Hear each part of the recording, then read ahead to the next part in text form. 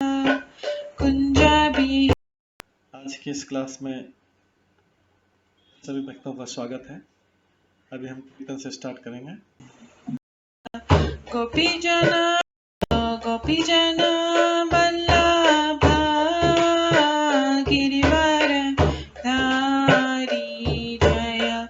गोपी जना वल्लभा गिरिवर धारी।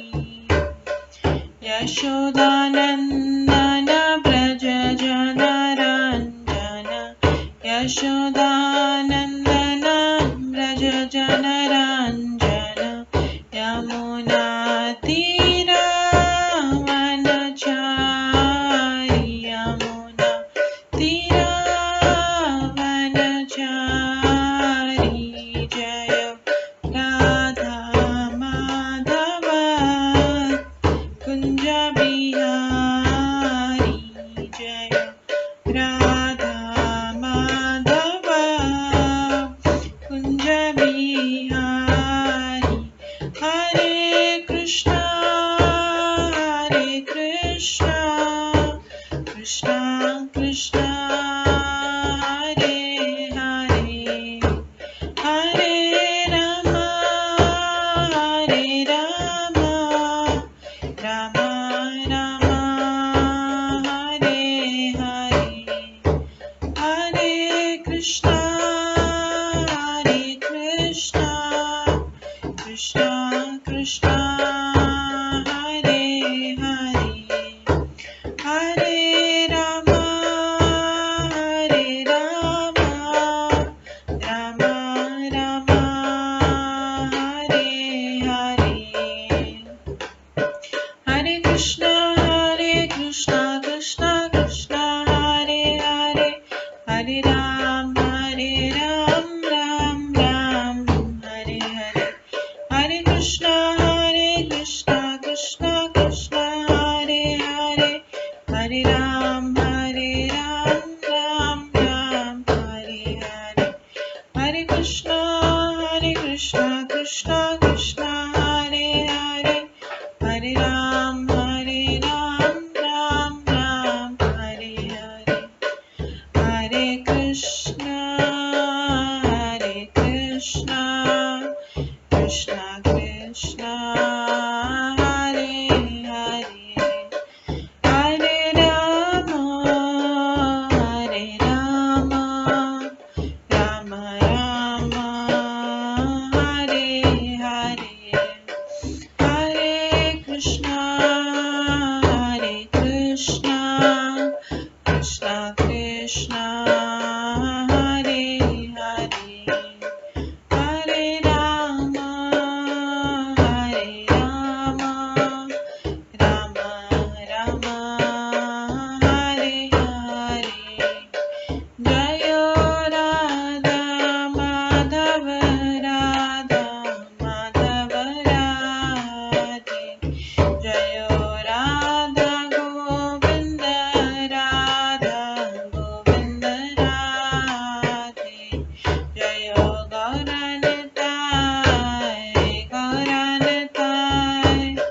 गौरनताय जय गौरनताय। जय जय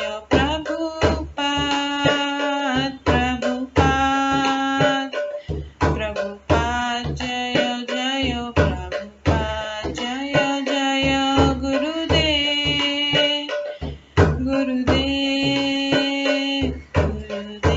जय जय गुरुदेव। नित्य गौर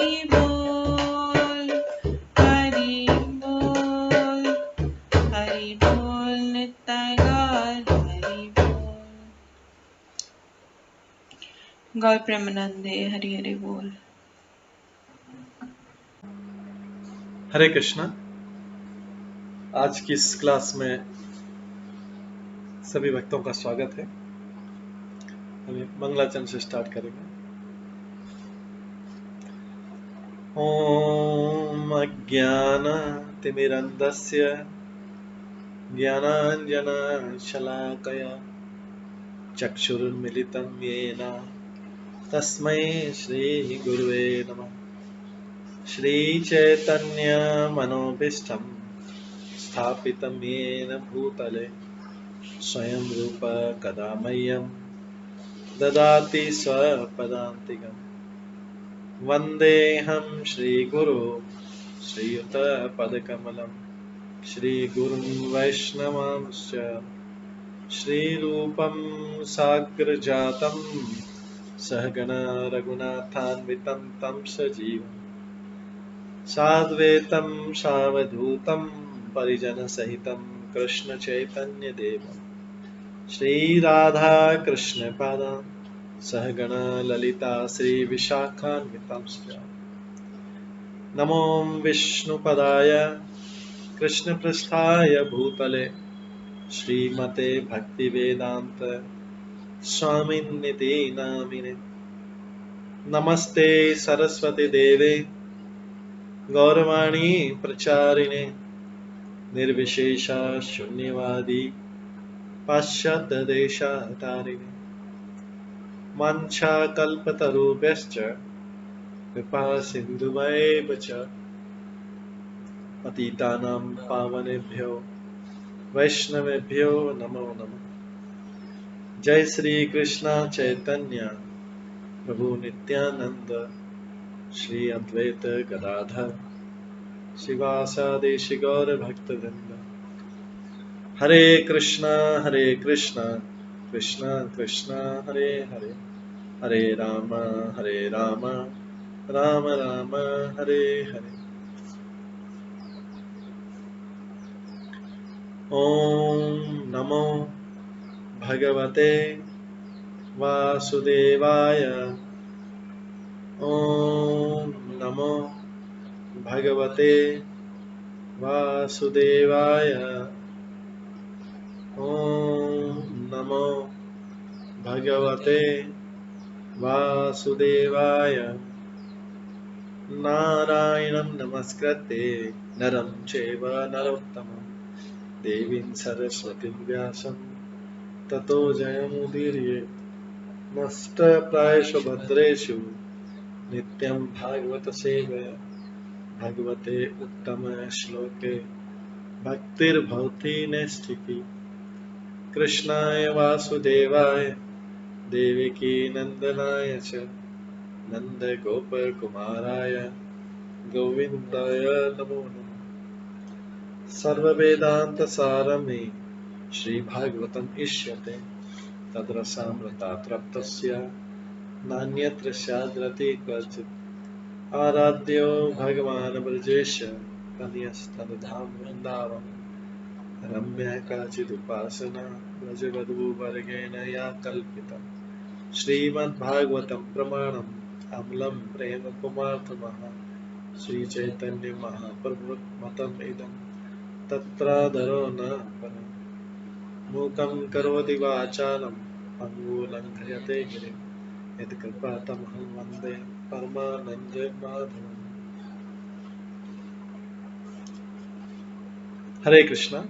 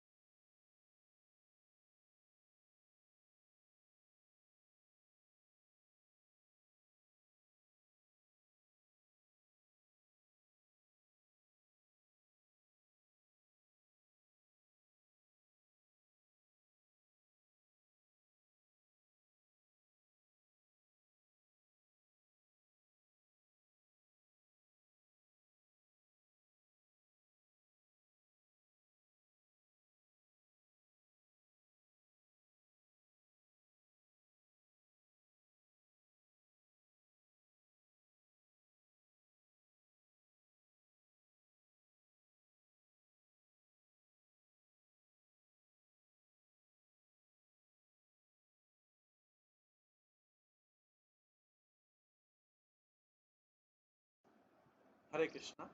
आज की इस क्लास में सभी भक्तों का स्वागत है। हम श्रीमद् भागवतम के 11वें स्कंद के 11वें अध्याय से श्रवण कर रहे थे, जिसमें कहा गया है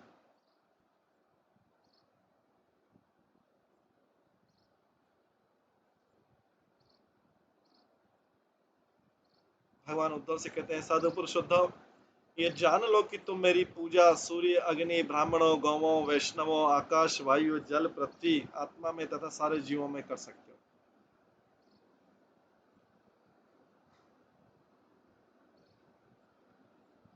तात्पर्य, जब तक कोई ये नहीं समझ लेता कि भगवान कृष्ण सर्वव्यापी हैं और हर वस्तु में समाई हुई है, तब तक उसकी कृष्ण चेतना अधम कोटि की और वो भौतिकतावादी है। सारे वैदिक वाक्य में स्पष्ट कहा गया कि परम सत्य हुए हर वस्तु के स्रोत है, हर वस्तु उनके भीतर और वे हर वस्तु के भीतर समाये हुए हैं। भगवान कृष्ण के विषय में भौतिकतावादी धारणा से बचने के लिए समझना होगा कि भगवान किसी विशेष देश तथा काल में स्थित नहीं होते, तथा वे सभी कालों तथा देशों में विद्यमान रहते।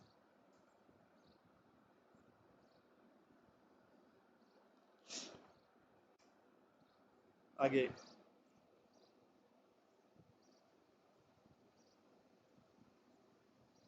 श्लोक नंबर 43, 44, 45 में कहा गया है,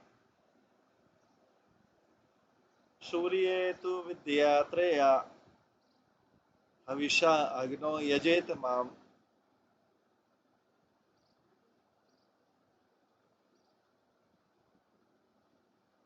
आतिथ्येन तु आतिथ्ये तु विप्राच्छे गोषु अंग यवसादिना वैष्णवे वैष्णवे बंधु वैष्णवे बंधु सत्कृत्य हृदय के ध्यान निष्ठया वायो मुख्य धिया तोये द्रव्ये तोय पुरसरे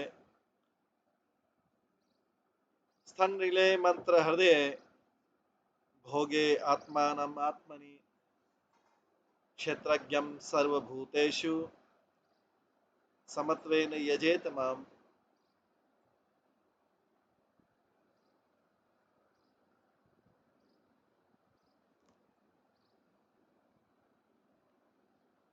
हे उद्धव, मनुष्य को चाहिए कि चुने हुए वैदिक मंत्रोच्चार तथा पूजा और नमस्कार द्वारा सूर्य में मेरी पूजा करे।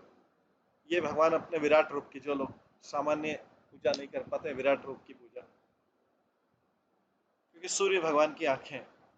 सूर्य से भगवान देखते हैं और हम सब भी देख पाते हैं सूर्य। अगर सूर्य नहीं हो तो हम देख नहीं पाएंगे। कोई व्यक्ति बोल सकता है कि लाइट में देख सकती है, लाइट भी सूर्य की एनर्जी है। लाइट भी सूर्य की एनर्जी को अलग अलग तरीके से स्टोर करके वही लाइट में परिवर्तित होता है। मनुष्य को चाहिए कि चुने वैदिक मंत्रोच्चार तथा पूजा द्वारा, नमस्कार द्वारा सूर्य मेरी पूजा करे। वह अग्नि में घी की आहुति डालकर मेरी पूजा कर सकता है। वह अनामंत्रित अतिथि अनइनवाइटेड गेस्ट के रूप में ब्राह्मणों का आदर पूर्वक स्वागत करके मेरी पूजा कर सकता है।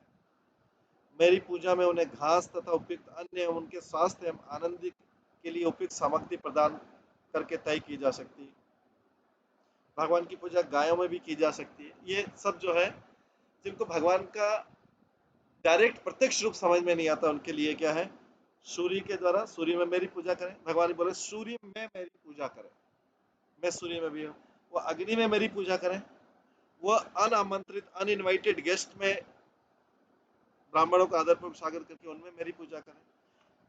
गायों में उन्हें घास तथा उपयुक्त अन्न एवं उनके स्वास्थ्य एवं आनंद के लिए उपयुक्त सामग्री प्रदान करके की जा सकती है मेरी पूजा। तो भगवान अपनी पूजा के कितने तरीके बता रहे हैं। जिनको भगवान का प्रत्यक्ष नहीं पता है, भगवान बोल रहे हैं आप इसमें मेरे को जानकर पूजा कीजिए। ये अप्रत्यक्ष पूजा है भगवान की। वैष्णव मेरी पूजा करके उन्हें मैत्री, प्रेम पूर्वक मैत्री प्रदान करके तथा सब प्रकार से उनका आदर करके की जा सकती है। वैष्णव में मेरी पूजा की जा सकती है और उन्हें प्रेम पूर्वक मैत्री प्रदान करके तथा सब प्रकार से उनका आदर करके की जा सकती है। स्थिर भाव से ध्यान के माध्यम से हृदय में मेरी पूजा हो सकती है। वायु में मेरी पूजा ज्ञान के द्वारा की जा सकती, तत्वों में प्राण के रूप में मेरी पूजा की सकती, जल में मेरी पूजा जल के साथ फूल तथा तुलसी जल जैसे अन्य तत्वों को चढ़ाकर की जा सकती, पृथ्वी में गुह्य बीज मंत्रों के समुचित प्रयोग से मेरी पूजा की जा सकती, भोजन तथा अन्य भोज्य वस्तुएं प्रदान करके व्यस्त जीव में मेरी पूजा की जा सकती, सारे जीवों में परमात्मा का दर्शन करके तथा इस तरह समदृष्टि रखते हुए मेरी पूजा की जा सकती।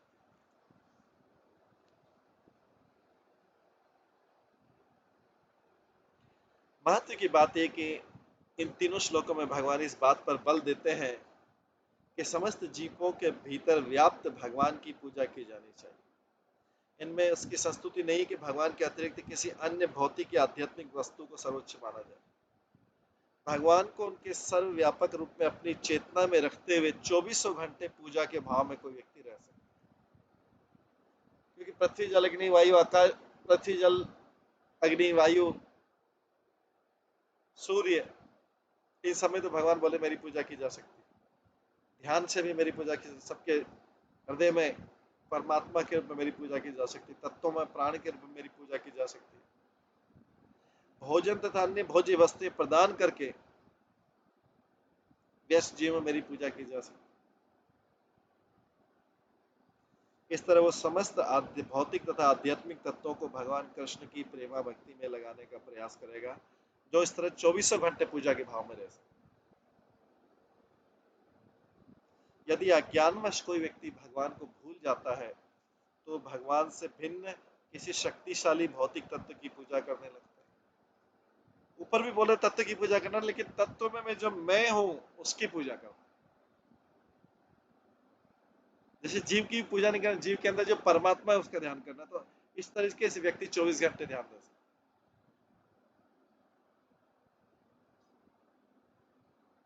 यदि अज्ञानवश कोई व्यक्ति भगवान को भूल जाता है तो भगवान से भिन्न किसी शक्तिशाली भौतिक तत्व की पूजा करने में लग सकता है, या फिर मूर्खतावश अपने को सर्वोच्च मान लगता है, या तो किसी भौतिक तत्व की किसी व्यक्ति की पूजा करने लग जाएगा या अपनी पूजा करने लग जाएगा।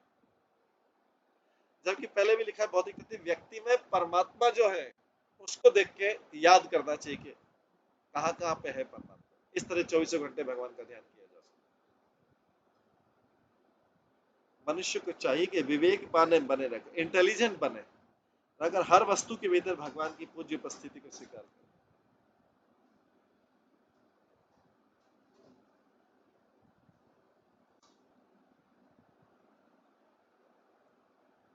तिष्णयेषु इति एषु मतरूपम शंख चक्राम चक्र गदाम्बुजे युक्तम चतुर्भुजम शांतम ध्यायन अर्चित समाहित।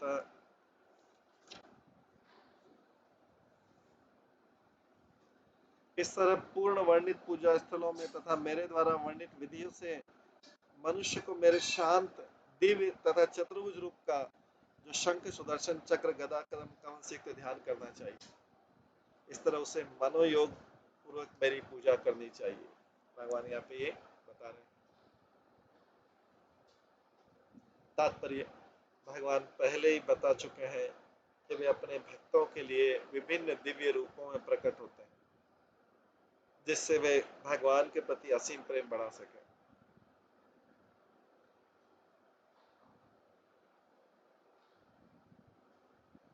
यहाँ पर नारायण के चतुर्भुजी रूप का सामान्य वर्णन हुआ, जो संसार में परमात्मा के रूप में व्याप्त है। तो शुद्ध भक्तगण भगवान का ध्यान हृदय में नहीं करते, अपितु भगवान के विशिष्ट रूप की यथा राम या कृष्ण की सेवा करते हैं और इस तरह भगवान के साक्षात्कार को पूर्ण बनाते हैं। जो अपने भक्तों के साथ वैकुंठ लोक में दिव्य लीलाओं में व्यस्त रहते हैं, फिर भी भौतिक जगत के अंतर्गत कोई मनुष्य हरे के भीतर परमेश्वर का दर्शन करके तथा उनके निरंतर ध्यान करके उनकी पूजा करके अपने जीवन को आध्यात्मिक बना सकता है। जैसे कि पिछले श्लोकों में कहा गया, मनुष्य को मंदिर में जाकर भी अर्च विग्रह की पूजा करनी चाहिए और आध्यात्मिक उत्सवों में भाग लेना चाहिए।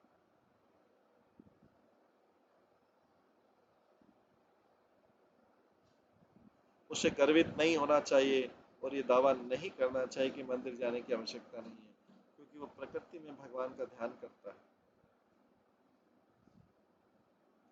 मंदिर पूजा पर स्वयं भगवान ने बारंबार बल दिया है। श्लोक में समाहित शब्द समाधि का सूचक है। यदि मनुष्य ध्यान पूर्वक अर्च वगैरह की पूजा करता है या भगवान कृष्ण की लीलाओं का श्रवण कीर्तन करता है तो निश्चय समाधि में होता है।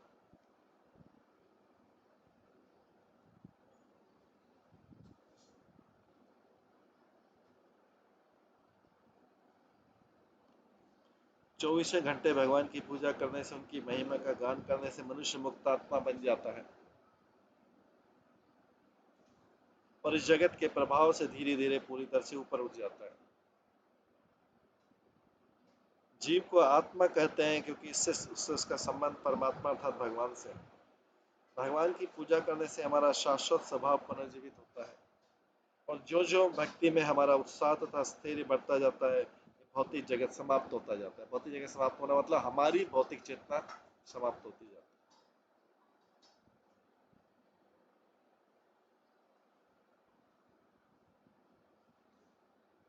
47 श्लोक में आता है, इष्टापूर्तेन मामेवं यो यजेत समाहित लभते मयि सतच भक्तिम मतः स्मृति साधु सेवया।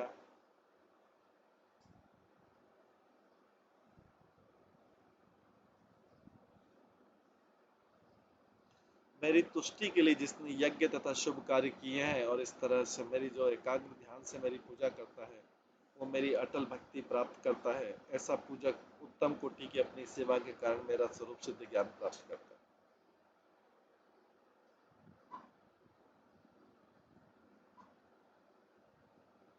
मेरी तुष्टि के लिए जिसने यज्ञ तथा शुभ कार्य किए हैं और इस तरह से एकाग्र ध्यान से मेरी पूजा करता है वो मेरी अटल भक्ति प्राप्त करता है और ऐसा पूजक उत्तम कोटि की अपनी सेवा के कारण मेरा स्वरूप सिद्ध ज्ञान प्राप्त करता है। अब इष्टा पूर्ति शब्द का अर्थ है यज्ञ तथा शुभ कार्य।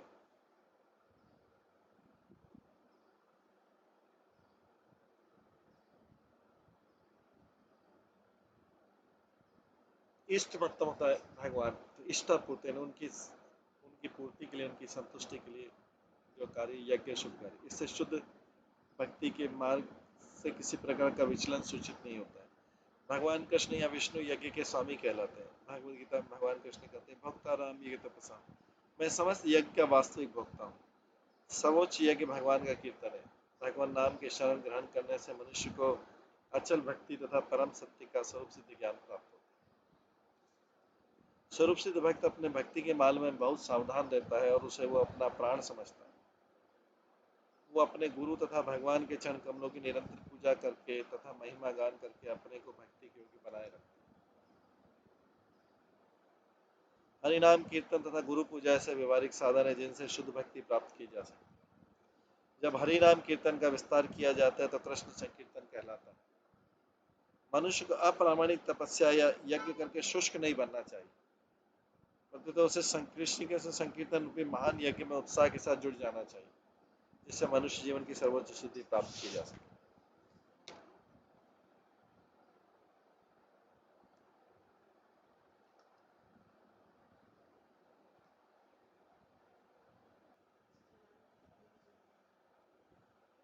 प्रायेण भक्ति योगेन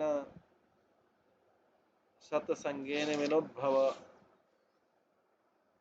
नोपायो विद्यते सम्यक प्रायणम ही सताम अहम। हे उद्धव, संत स्वभाव के मुक्त पुरुषों के लिए मैं ही अनंतिम आश्रय तथा जीवन शैली हूँ। जो संत स्वभाव वाले पुरुष हैं उन मुक्त पुरुषों के लिए अनंतिम, अनंतिम मतलब अंतिम से भी अंतिम उनका आश्रय मैं ही हूँ। जो संत स्वभाव वाले उनका और कोई बीच में आश्रय नहीं रहता, उनके जीवन शैली भी मैं ही हूँ।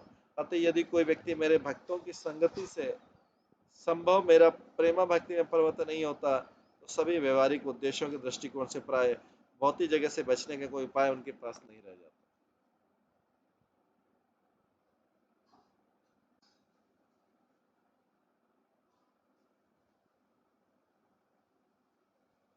तात्पर्य, भगवान कृष्ण ने उद्धव से ज्ञान योग तथा भक्ति योग के लक्षण बतलाए, क्योंकि दोनों आध्यात्मिक विधियां मानी जाती है। किंतु अब भगवान स्पष्ट सूचित करते हैं कि संसार से अपने को मुक्त करने के लिए भक्ति योग ही असली उपाय है। पहले भगवान ने ज्ञान योग तथा भक्ति योग के लक्षण बतलाए थे, क्योंकि दोनों ही आते में दिया, किंतु अब भगवान स्पष्ट सूचित कर रहे हैं संसार से अपने को मुक्त करने के लिए भक्ति योग ही असली उपाय है। और ये भक्ति योग वैष्णव की संगति सत्संग के बिना संभव नहीं है।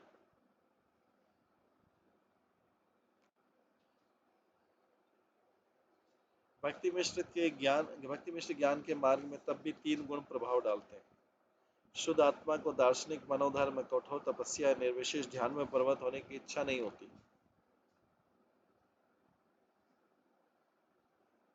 शुद्ध आत्मा को दार्शनिक मनोधर्म मतलब मनोकल्पना है, या कठोर तपस्या योग वाला, या निर्विशेष ध्यान ब्रह्म ज्योति में, इन सब में प्रवृत्त होने की इच्छा नहीं रहती शुद्ध, क्योंकि वो सभी भौतिक गुणों से मुक्त रहता है। वह तो मात्र कृष्ण से प्रेम करता है और उन्हीं की निरंतर सेवा करना चाहता है शुद्ध। वरना तो कठोर तपस्या के चक्कर में पड़ता है, न स्पेक्यूलेशन, मेंटल स्पेक्यूलेशन जो ज्ञान उसमें पड़ता है, न कोई बड़े ध्यान में मनोधर्म में पड़ता है, दार्शनिक मनोधर्म। वह तो मात्र कृष्ण प्रेम करता है और उन्हीं की सेवा करना चाहता है, क्योंकि वह जानता है जीवेर स्वरूप हो कृष्ण दास, जीव का स्वरूप ही जीव को बनाए, इसलिए भगवान की सेवा करने की वही उसकी वास्तविक ड्यूटी है, वही उसका वास्तविक कर्तव्य है, और कोई उसके लिए ड्यूटी बोला नहीं गया है। जीवेर स्वरूप है कृष्ण दास, वही एकमात्र ड्यूटी, जीव उसको छोड़ के सारी ड्यूटी करता है। जो भगवान ने बोला उस ड्यूटी को छोड़ के सारी ड्यूटी करता है, और फिर कहता है मैं अपनी ड्यूटी करता हूं। कैसे संभव अपनी ड्यूटी करता है? भगवान ने तो ड्यूटी दी नहीं। भगवान की शुद्ध भक्ति केवल जीव भक्ति कहलाती है। भगवान की शुद्ध भक्ति केवल भक्ति कहलाती, केवल भक्ति भी कहते हैं उसको। जबकि ज्ञान में शुद्ध भक्ति जो है वो गुणभूत भक्ति कहलाती है। जो शुद्ध भक्ति वो केवल भक्ति कहलाती, केवल्य, जिसे कहते हैं केवलाष्टकम। केवलाष्टकम भगवान का जो नामाष्टकम है, केवलाष्टकम है, केवल नाम, केवल भक्ति। तो शुद्ध भक्ति को कभी केवल भक्ति भी बोलते हैं। जबकि जो मिक्स वाली है, ज्ञान मिश्रित भक्ति है, वो गुणभूत भक्ति कहलाती है। उसमें गुण है। कौन सा? ज्ञान मिश्रित भक्ति में कोई सतोगुण रजोगुण तमोगुण का कोई है। जो वास्तव में बुद्धिमान है वो दार्शनिक जादूगरी का प्रदर्शन नहीं करता। जो वास्तविक भक्त है, वह बुद्धिमान है, वो मैजिक मैजिक नहीं बताता, अपितु तो भगवान के शुद्ध प्रेम की श्रेष्ठता ढूंढ लेता और केवल केवल भक्ति के मार्ग को अपनाता है। जो तथाकथित बौद्धिक उपलब्धि पर बल देता है, जो सोचता है इंटेलेक्चुअल में बताऊं अपना, वो वास्तव में अल्पज्ञ है, क्योंकि ऐसा व्यक्ति शुद्ध आत्मा की अपेक्षा बुद्धि की ओर आकृष्ट होता है, जबकि शुद्ध आत्मा श्रेष्ठ।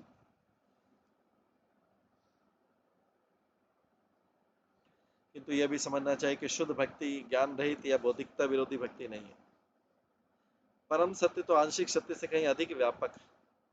अतः जिसे भगवान कृष्ण का पूर्ण ज्ञान होता है वो दार्शनिक विश्लेषण में आसानी से लग सकता है, क्योंकि शुद्ध भक्त अवधारणाओं की पूरी श्रेणी के साथ कार्य कर रहा है। जो लोग भगवान कृष्ण को नहीं जानते वे निर्विशेष ब्रह्म या अंतर्यामी परमात्मा के प्रति आकृष्ट होते हैं। निर्विशेषवादी या निर्विशेष ब्रह्म या अंतर्यामी परमात्मा की तरफ कौन आकृष्ट होता है? जो कृष्ण को नहीं जानते। इस संसार में से करोड़ों करोड़ लोग होंगे जो कृष्ण को नहीं जानते, लेकिन उनमें से कुछ लोग हैं जो कृष्ण की पूजा भी करते हैं, लेकिन फिर भी नहीं जानते, क्योंकि कृष्ण की निर्विशेष ब्रह्म के रूप में या फिर परमात्मा के रूप में पूजा करते हैं। एज गुड एज कृष्ण को नहीं जानना। अगर कृष्ण की निर्विशेष के रूप में की जा रही है, कृष्ण की निर्विशेष रूप में पूजा की रही, परमात्मा रूप में पूजा की जा रही, तो इसका मतलब है कि कृष्ण की पूजा नहीं है।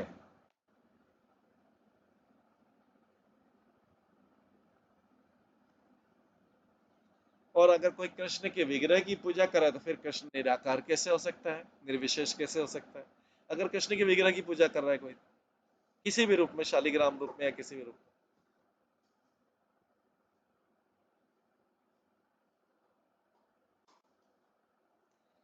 व्यक्ति जो है दार्शनिक अथवा भौतिक ज्ञान के अतिरिक्त जीवन के अन्य सारे भौतिक अथवा आध्यात्मिक लाभ भी देने वाली है।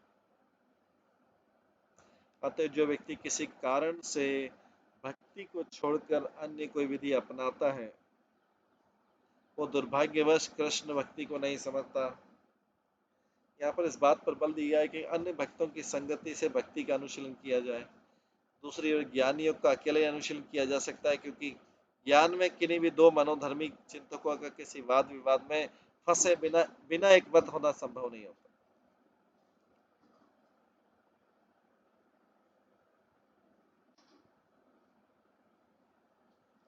आत्म साक्षात्कार की आत्म साक्षात्कार की जो अन्य विधियां हैं आत्म साक्षात्कार की जो अन्य विधियां हैं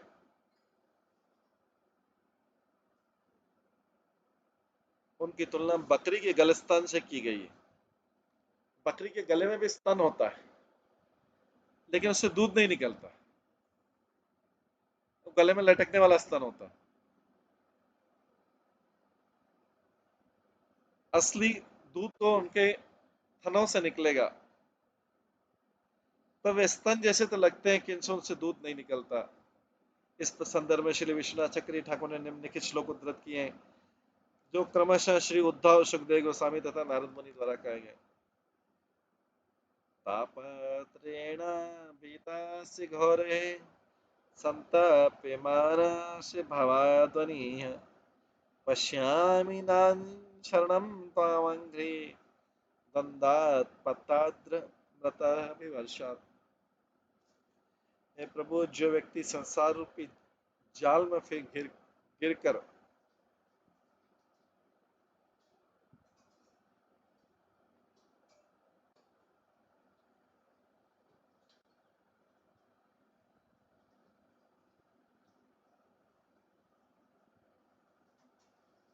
जो व्यक्ति संसार रूपी जाल में गिरकर बहुत ही कष्टों की अग्नि में जलाया जा रहा हो, उसके लिए मुझे आपके दो चरण कमल के अतिरिक्त और कोई अन्य आश्रय नहीं दिखता है।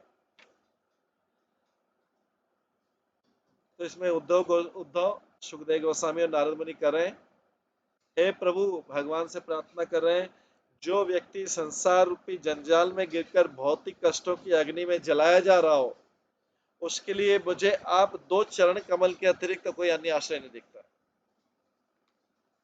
क्योंकि मैं कष्ट की अग्नि को बुझाने के लिए अमृत की वर्षा के तुल्य है।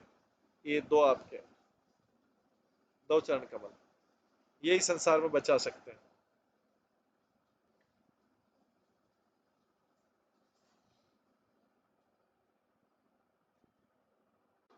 ये कष्ट की अग्नि को बुझाने के लिए अमृत की वर्षा के तुल्य।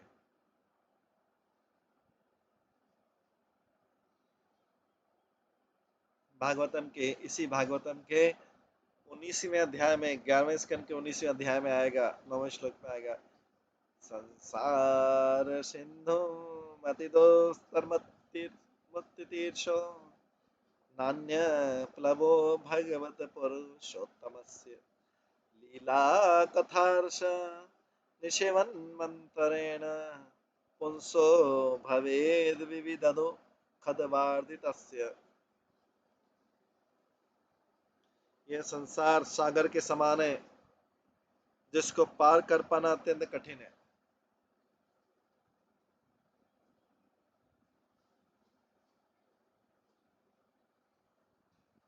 बद्ध जीव संसार में गिरे हुए हैं। ये संसार शीतल नहीं है, कूलिंग वाला नहीं है, गर्म संसार है। ये संसार सागर के समान है जिसको पार करना कठिन है। बद्ध जीव सागर में गिरे हुए, सागर शीतल नहीं है, अभी तो कष्ट की आग इसमें जल रही है। जो इस समुद्र में गिर चुका है, उसमें से निकलना चाहता है, उसके पास पूर्ण पुरुषोत्तम भगवान की लीलाओं का आस्वादन करने के सिवा अन्य कोई रक्षा नाव नहीं, अन्य कोई शीतलता प्रदान करने वाला नहीं है। संसार में कष्ट की अग्नि है, इसमें जो भी आ गया कष्ट की अग्नि में जलता रहेगा। कोई कम मात्रा में जल रहा है, कोई ज्यादा मात्रा में जल रहा है, लेकिन हर व्यक्ति जल रहा है संसार में अग्नि में। लेकिन जो इस समुद्र में गिर चुका है, उसमें से निकलना चाहता है, उसके लिए पूर्ण पुरुषोत्तम भगवान की लीलाओं का श्रवण करना के सिवा अन्य कोई रक्षा नाव नहीं है।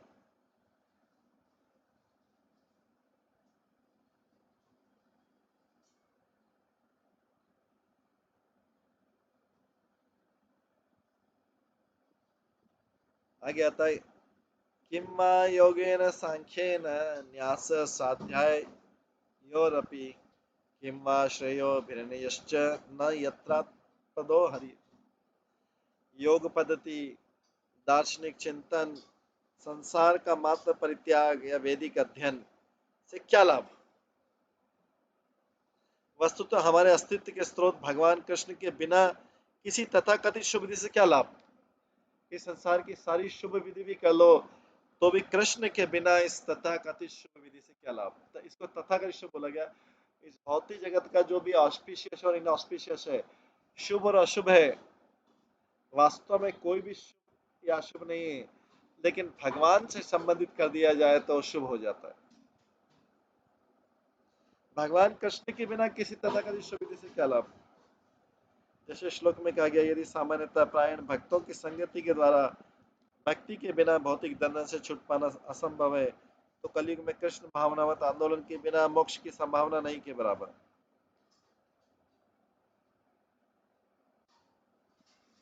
कोई मानसिक स्तर पर मोक्ष की किसी विधि की कल्पना कर सकता है या वो परस्पर चापलूसी के तथाकथित आध्यात्मिक समाज में रह सकता है, किंतु यदि वास्तव में भगवत धाम वापस जाना चाहता है और अपनी दिव्य आंखों से कृष्ण लोक नामक ईश्वर के मनोहर धाम को देखना चाहता है, तो उसे चैतन्य महाप्रभु के आंदोलन को अपनाना चाहिए और भक्तगणों के साथ कृष्ण की पूजा करनी चाहिए।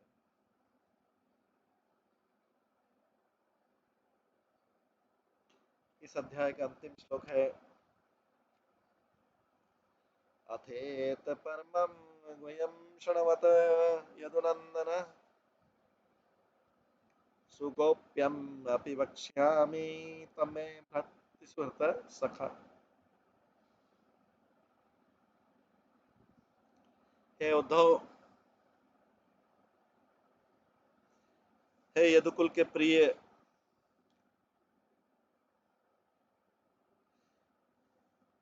चूंकि तुम मेरे सेवक हो, शुभ चिंतक हो तथा सखा हो,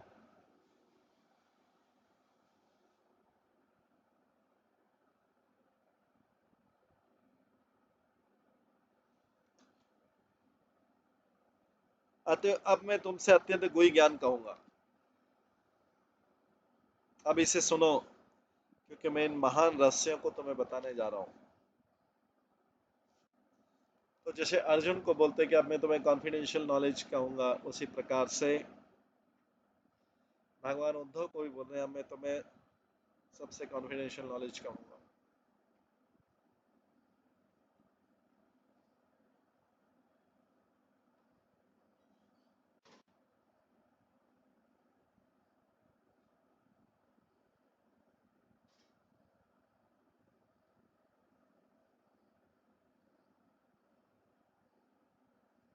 हम भगवान जो है, अब महान रहस्य को बताने जा रहे हैं उद्धव को, उसी प्रकार से जैसे अर्जुन को बता रहे थे कि अब मैं तुम्हें रहस्य बताता हूँ।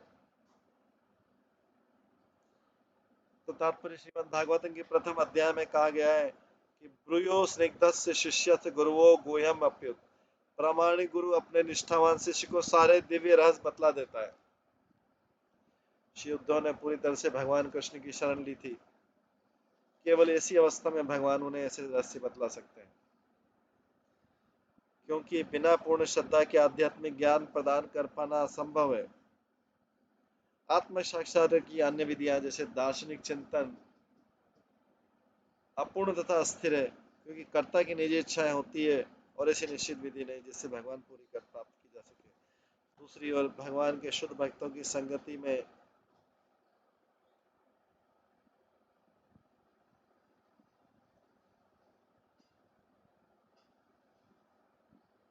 आत्म साक्षात्कार की अन्य विधियां जैसे दार्शनिक चिंतन अपूर्ण अस्थिर है, क्योंकि कर्ता की निजी इच्छाएं होती है और ऐसी कोई निश्चित विधि नहीं है जिससे भगवान की पूरी कृपा कर प्राप्त की जा सके।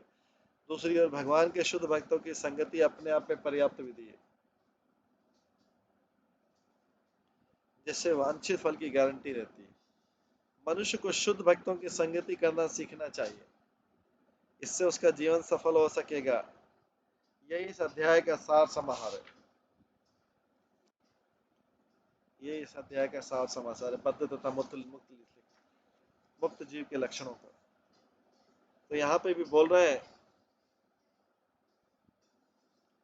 हे यदुकुल के प्रिय, चूंकि तुम मेरे सेवक को शुभ चिंतक हो तथा सखा हो, अतः मैं तुमसे अत्यंत गुह्य ज्ञान कहूंगा, आप मुझे सुनो, क्योंकि मैं इन महान रहस्य को तुम्हें बतलाने जा रहा हूँ।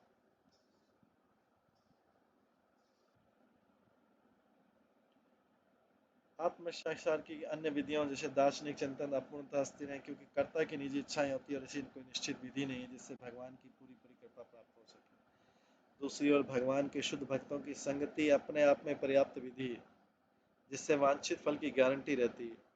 मनुष्य को शुद्ध भक्तों की संगति करना सीखना चाहिए, इससे उसका जीवन सफल हो सकेगा। यही इस अध्याय का सार समाप्त है। अब अगला अध्याय का नाम है वैराग्य तथा ज्ञान से आगे। अध्याय 12वां, जो 11वें स्कंद का अंतिम अध्याय है। 11वें स्कंद के पहले भाग का अंतिम अध्याय।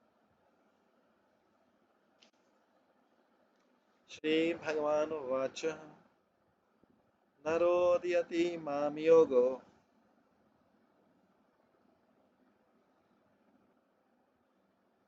नरोदयति माम योगो, न सांख्यम धर्म एव च,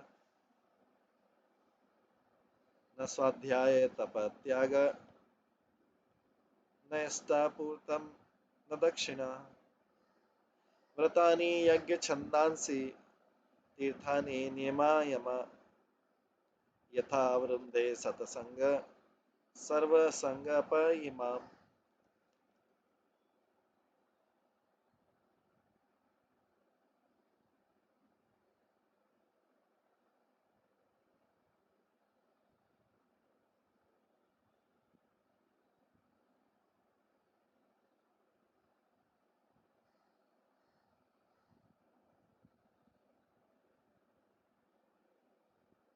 भगवान ने कहा है उद्धव,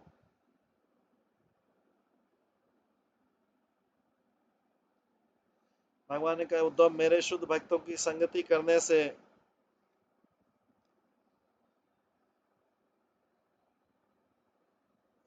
इंद्रिय तृप्ति के सारे पदार्थों के प्रति आसक्ति को नष्ट किया जा सकता है। शुद्धि करने वाली ऐसी संगति मुझे मेरे भक्त के वश में कर देती है।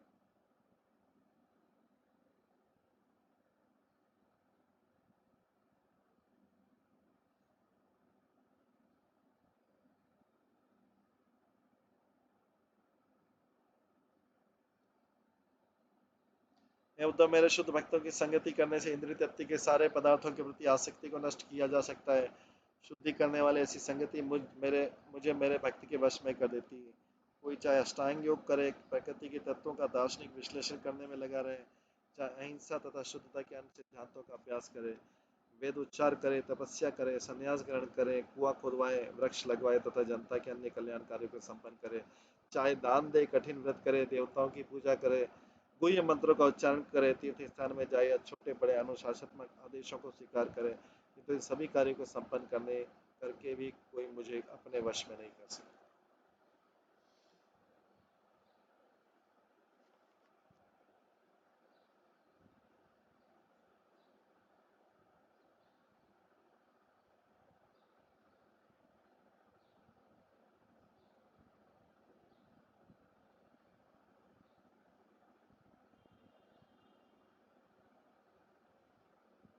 तात्पर्य इन दो श्लोकों पर जीव गोस्वामी की टीका का सारांश इस प्रकार है।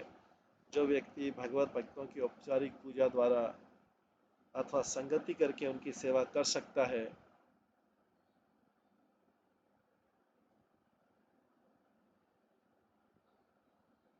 शुद्ध भक्तों की संगति आत्म साक्षात्कार के लिए पर्याप्त है, क्योंकि ऐसे भक्तों से आध्यात्मिक प्रगति के विषय में हर बात सीखी जा सकती है। पूर्ण ज्ञान होने पर मनुष्य की मनोवांछित वस्तुएं प्राप्त हो सकती, क्योंकि भक्ति की प्रक्रिया से भगवान का आशीर्वाद तुरंत प्राप्त होता है। शुद्ध भक्ति प्रकृति के गुणों से परे है, अतएव इन गुणों द्वारा बद्ध किए गए आत्माओं को यह रहस्यमय प्रतीत होता है।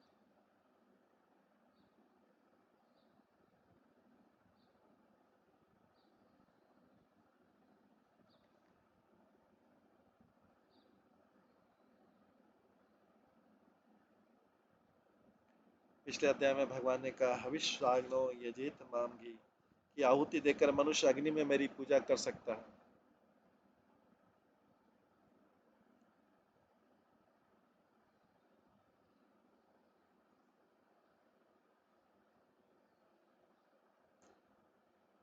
पिछले श्लोक में बताया गया कि मनुष्य को बाग बगीचों, मनोरंजन स्थल, उद्यान इत्यादि बनवाने चाहिए। इनसे लोग कृष्ण मंदिरों के प्रति आकृष्ट होते हैं, जहाँ पर वे भगवान नाम का कीर्तन कर सकते हैं। ऐसी निर्माण योजनाओं को पूर्णतम कहा जाता है।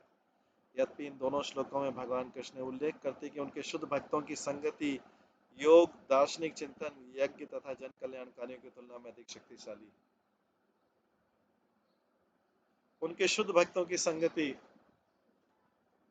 भगवान यहाँ पे बोल रहे हैं कि उनके शुद्ध भक्तों की संगति योग, दार्शनिक चिंतन, यज्ञ तथा जन कल्याण कार्यों की तुलना में अधिक शक्तिशाली, किंतु ये गौण कार्य भी भगवान कृष्ण को प्रसन्न करने वाले हैं, यद्यपि कुछ मात्रा में, कम मात्रा में।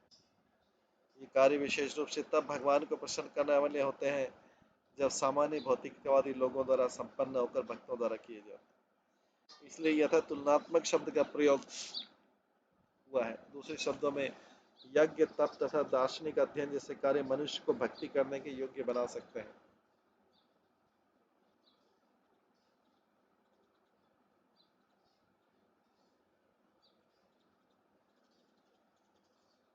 और जब ऐसे कार्य आध्यात्मिक प्रगति के इच्छुक भक्तों द्वारा संपन्न किए जाते हैं, भगवान को अच्छे लगते हैं।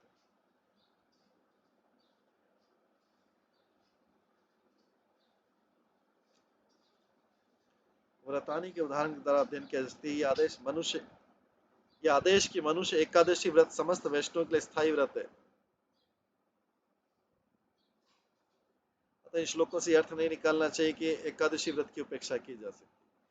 भगवत प्रेम का फल प्रदान करने से सत्संग की श्रेष्ठता का अर्थ ये नहीं लगाना चाहिए कि अन्य विधियों का परित्याग किया जाए, या या कि गौण विधियों भक्ति योग के स्थायी कारक नहीं। ऐसे अनेक वैदिक आदेश हैं जो अग्निहोत्र यज्ञ का उपदेश देते हैं तथा चैतन्य महाप्रभु के आधुनिक अनुयायी भी कभी कभी अग्निहोत्र करते हैं। ऐसे यज्ञ की संस्तुति स्वयं भगवान ने पिछले अध्याय में की।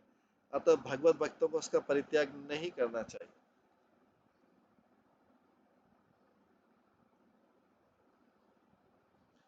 वे वैदिक अनुष्ठान तथा शुद्धि अनुष्ठान करने से मनुष्य क्रमशः भक्ति पद पर ऊपर उठता है, वहां परम सत्य की प्रत्यक्ष पूजा कर सकता है। एक वैदिक आदेश है कि 6 विभिन्न अवसरों पर एक एक मास का लगातार उपवास करने से जो फल प्राप्त होता है वो भगवान विष्णु को अर्पित मुट्ठी भर चावल से मिल सकता है। ये सुविधा कलयुग में विशेष रूप से है। तो भी एकादशी पर नियमित व्रत रखना आध्यात्मिक प्रगति में बाधक नहीं है, प्रत्युत भक्ति का शाश्वत पक्ष है और इसे भगवान कृष्ण तथा उनके भक्तों के पूजन के मुख्य सिद्धांत का सहायक सिद्धांत माना जा सकता है।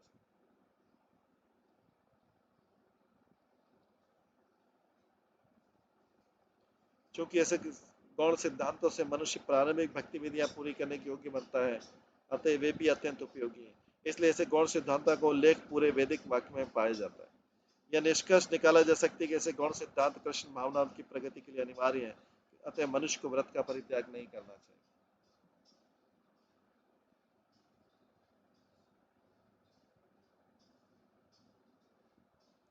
पिछले अध्याय में श्रीधर स्वामी ने उल्लेख किया है कि आज्ञा एवं गुणान दोषान से सूचित होता है कि भक्त को चाहिए कि ऐसे वैदिक सिद्धांतों को चुनाव करे जिनका भगवत भक्ति से कोई विरोध नहीं।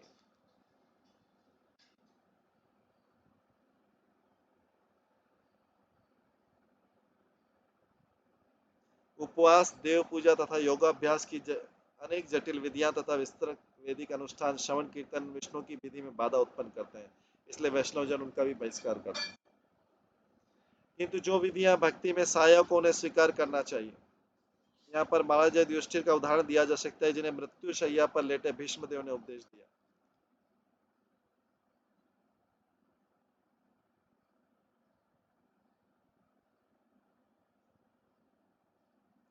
श्रीमद भागवत में भीष्म ने महाराज युधिष्ठिर को दान धर्म, राजधर्म, मोक्ष धर्म, स्त्री धर्म तथा भागवत धर्म की शिक्षा दी।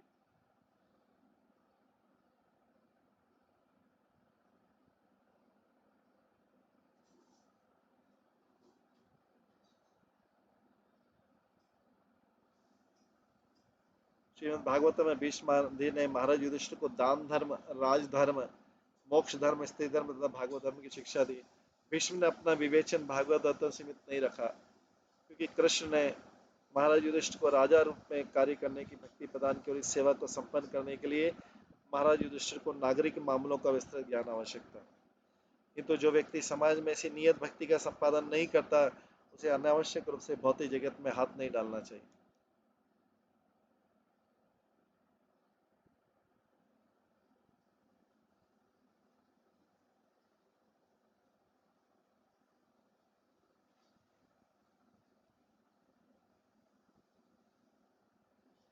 नियत व्रतों को न त्यागने के सिद्धांतों को महाराज अम्बरीश के उदाहरण से भी दर्शाया जा सकता है।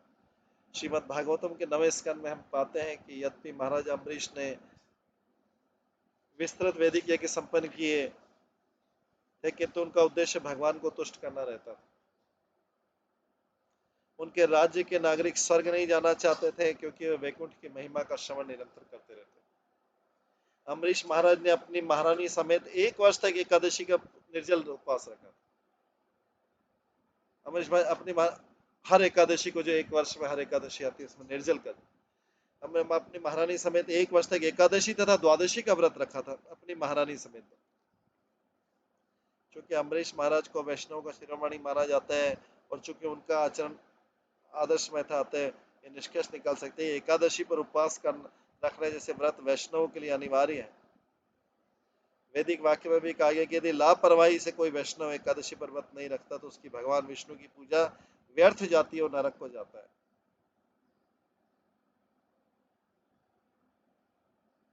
इस्कॉन के सदस्यों को एकादशी के दिन अन्न तथा फलियां नहीं खानी चाहिए, और सारे सदस्यों को यह व्रत सदा रखना चाहिए।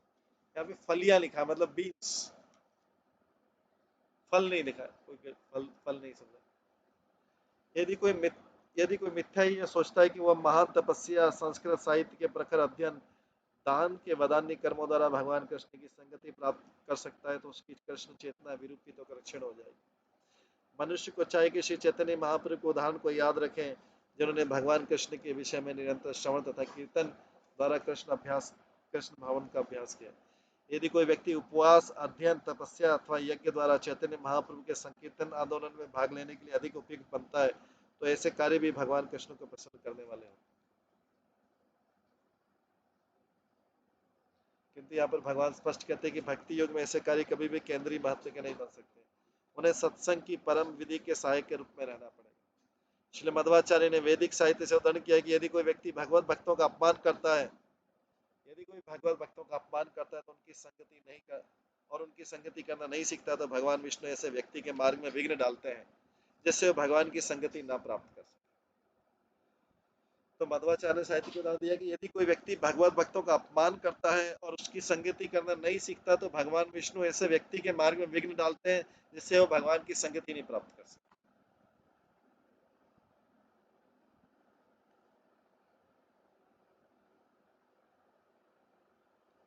तीसरा, चौथा, पांचवा, छठा श्लोक बताया गया।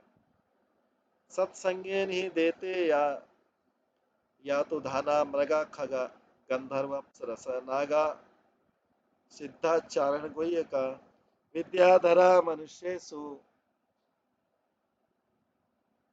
वैश्य शूद्रा स्त्रिय अंतजा रजतम प्रकृतया तस्मिन् तस्मिन् युगे युगे बहवः मत्पदं प्राप्ता राष्ट्र कायाधाव आदय वशपर्वा बलि बाण मयश्च अथ विभीषणः सुग्रीवो हनुमान रक्ष गजो ग्रद वणिकपथ व्याधः कुब्जा ब्रजे गोप्य यज्ञ पत्नय तथा परे।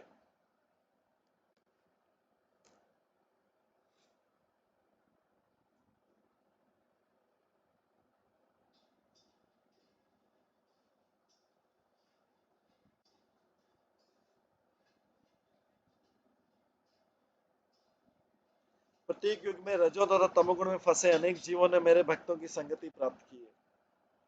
प्रत्येक युग में रजो तथा तमोगुण में फंसे अनेक जीवों ने मेरे भक्तों की संगति प्राप्त की है।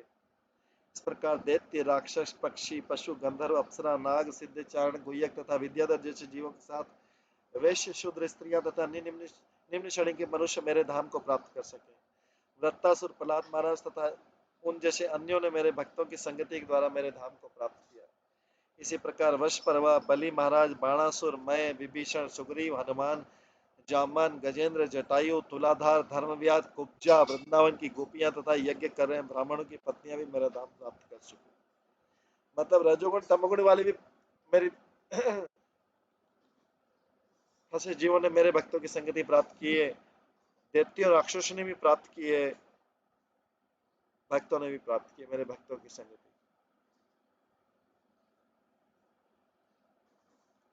तात्पर्य भगवान ने दिखाने के लिए कि किस तरह वे अपने शरणागतों के वश में होते हैं। वृंदावन की गोपियों जैसे भक्तों तथा बाणासुर जैसे असुरों का उल्लेख किया। ये ज्ञात है कि यहाँ पर उल्लिखित गोपियां तथा अन्य भक्तों को शुद्ध कृष्ण प्रेम प्राप्त हुआ था, जबकि असुरों को केवल मोक्ष प्राप्त हुआ था। तो कई असुर भगवत भक्तों की संगति से शुद्ध हुए थे और अपने जीवन के महत्वपूर्ण कार्यों में भगवान की भक्ति को स्वीकार किया, किंतु प्रहलाद तथा बलि महाराज जैसे महान भक्त भक्ति की अतिरिक्त और कुछ नहीं जानते, और इस तरह वे इसे ही अपने प्रणव के तुल्य मानते हैं। फिर भी सुधरे असुरों का भी उल्लेख किया गया, जिसमें श्रीमद् भागवत के पाठक भगवत भक्तों की संगति से मिलने वाले अपार लाभ को समझ सके।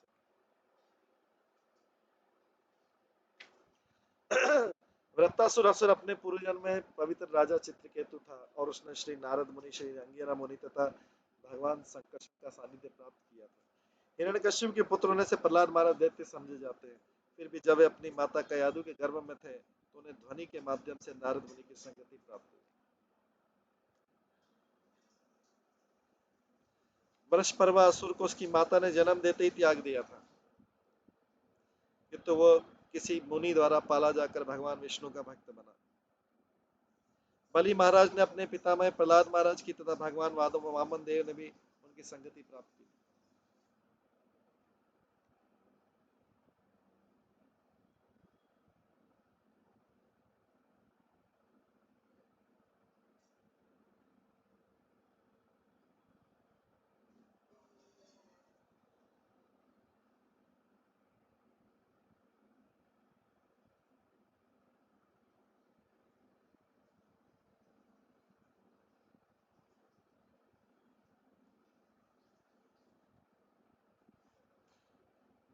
बलि महाराज के पुत्र बाणासुर अपने पिता तथा शिव जी की संगति से रक्षा प्राप्त कर सका। वो भगवान कृष्ण की संगति में भी आ गया, जब उन्होंने उनके उसके 1000 हाथों से 2 को छोड़कर शेष हाथ काट दिए, जिन्हें शिव जी से वर के रूप में प्राप्त किया था।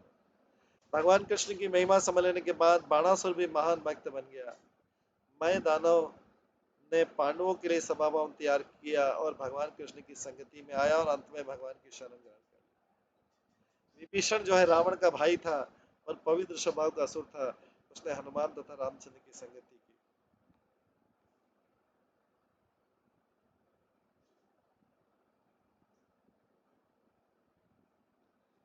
सुग्रीव, हनुमान, जामवंत तथा गजेंद्र ऐसे पशु के उदाहरण जिन्होंने भगवान की कृपा प्राप्त की। जामवंत या रक्षराज एक वानर जाति का सदस्य था। उसे भगवान कृष्ण की संगति तब प्राप्त हुई जब उसने संयंतक मणि के लिए उनसे युद्ध किया। गजेंद्र हाथी ने अपने पूर्व जीवन में भक्तों की संगति की थी, और अपने इस जीवन के अंत में भगवान द्वारा बचाया गया था। जटायु पक्षी ने, जिसने प्राण देकर भगवान रामचंद्र की सहायता की, श्री गरुड़ तथा महाराज दशरथ और रामलीला में अन्य भक्तों की भी सहायता की थी। उसने सीता तथा ऋषि रामचंद्र से भेंट की थी।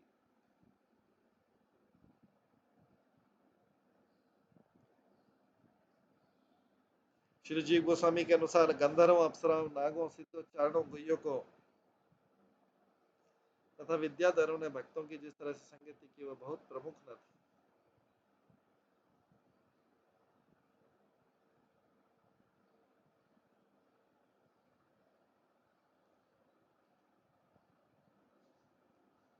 इसी प्रकार धर्म व्याध का नाम आता है।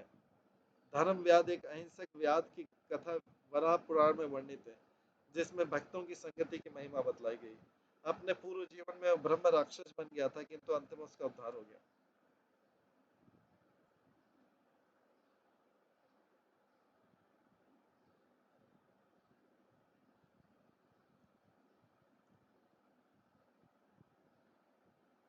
पूर्व कलयुग में उसकी संगति वासु नामक वैष्णव राजा से हुई थी। कुब्जा को भगवान की प्रत्यक्ष संगति प्राप्त हुई।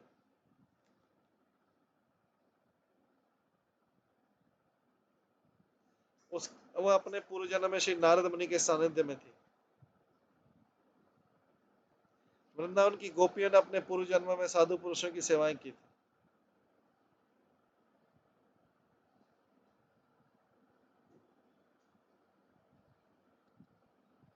और भक्तों के साथ प्रचुर संगति के फलस्वरूप अगले जन्म में वृंदावन में गोपियां बनी। वृंदावन की गोपी ने अपने पूर्व जन्मों में साधु पुरुषों की सेवाएं की थी। भक्तों के साथ प्रचुर संगति के फलस्वरूप अगले जन्म में वृंदावन में गोपियां बन गई और वहां पर अवतरित मुक्त गोपियों के संपर्क में आई। तो दो प्रकार की गोपियां, मुक्त गोपियां और ये वाली भी गोपियां बनी जो साधु पुरुषों की संगति करके ये उन मुक्त गोपियों की संगति में आई और उनकी संगति तुलसी देवी या वृंदा देवी से भी थी।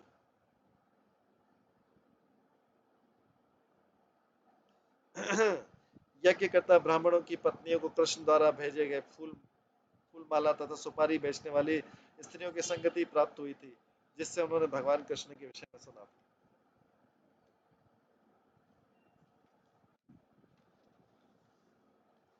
आगे बोलते हैं 7वें श्लोक में, तो नादित श्रुति गणा नौपासित महत्तम अव्रत अतप्त तपसः मत संगात्मा उपागता। मैंने जिन व्यक्तियों का उल्लेख किया उन्होंने न तो वैदिक वाक्यमय का गहन कथन किया था, न महान संतों की पूजा की थी, न कठिन व्रत या तपस्या की थी, मात्र मेरे भक्त था मेरे भक्तों की संगति से उन्होंने मुझे प्राप्त किया। जैसा कि पहले उल्लेख हुआ, वैदिक वाक्यमय का अध्ययन, श्रुति मंत्रों की शिक्षा देने वालों की पूजा, व्रत तथा तपस्या करना इत्यादि ऐसी सहायक विधियां हैं जो भगवान को प्रसन्न करने वाली। किंतु इस श्लोक में भगवान पुनः बताते हैं कि ऐसी सारी विधियां भगवान तथा उनके भक्तों की संगति करने की मुख्य विधि से गौण है। मनुष्य अन्य विधियों से भगवान तथा उनके भक्तों की संगति प्राप्त कर सकता है, जिससे जीवन की सिद्धि मिल सकती है। मत संगात शब्द सत्संगात भी पढ़ा जा सकता है जिसका अर्थ ये भी निकला कि मत संगात पाठ में मत से भी यह अर्थ निकलता है कि जो मेरे अर्थात मेरे भक्त।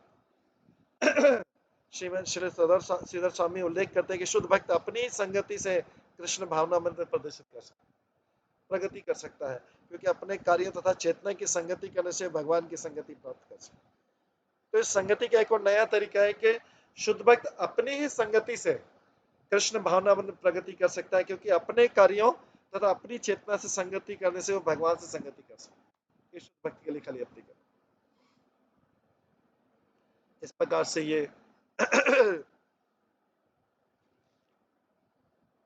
श्रीमद भागवतम के 11वें स्कंद में भगवान स्वयं उद्धव को उपदेश दे रहे, ये भक्तों की संगति का उपदेश जा रहा है कि भक्तों की संगति से कैसे कैसे असुर और राक्षसों ने भी उद्धार पा लिया। भक्तों की तो बात ही क्या, भक्तों की संगति का महत्व बता रहे हैं कि भगवान जैसे अर्जुन को गुह्यतम ज्ञान दिया था, वैसा ही गुह्यतम ज्ञान उद्धव को दे रहे हैं कि और कैसे कैसे तरीकों से भक्ति प्राप्त की जा सकती है। तो अभी समय होने जा रहा है, हम इसको यहीं पे विराम देते हैं। इसके आगे का जो है हम भगवान क्या बोल रहे हैं उद्धव को इस उद्धव गीता में 11वें स्कंद में, वो हम अगली क्लास में श्रवण करेंगे। सभी भक्तों का बहुत बहुत धन्यवाद। सभी भक्तों के लिए एक बार हरे कृष्ण महामंत्र का जप करते हैं। हरे कृष्णा कृष्णा कृष्णा हरे हरे, हरे राम राम राम। श्रीमद् भागवतम महापुराण की जय, श्री प्रभुपाद की जय।